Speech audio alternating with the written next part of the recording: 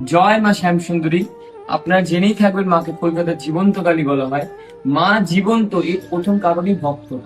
ভক্তরা মাকে যদি কোনো মনের বাসনা বলে যেতে পারে, মা তাদের প্রতিটা মনের বাসনা পূর্ণ করে।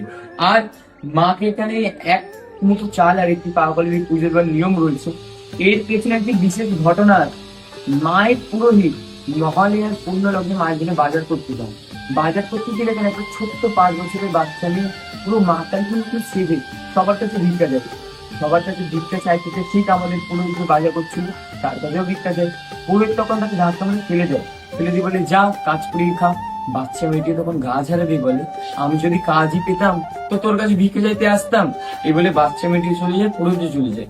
মা শ্যামসুন্দরীর প্রতিটি অমাবস্যা অন্ধকারে পুজো হয়। কোন রকম লাইটের জিনিস ছিল না, কেবল ঘিয়ের প্রদীপ।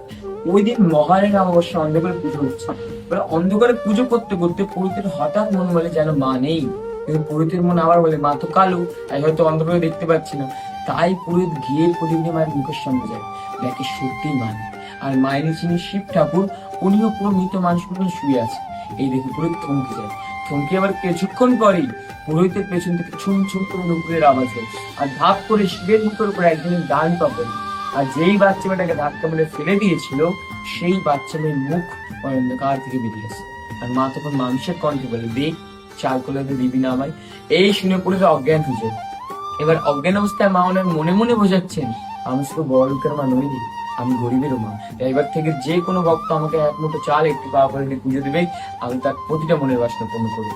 তখন থেকেই বলা হয় যে ওই বাচ্চা মেয়েটি আজ পর্যন্ত শিব ঠাকুর বুকের উপর বিরাজমান। তাই যখনই মাকে দর্শন করবেন দেখবেন ঠিক একটি 5 বছরের বাচ্চা মেয়ের মতনই মাকে দেখতে।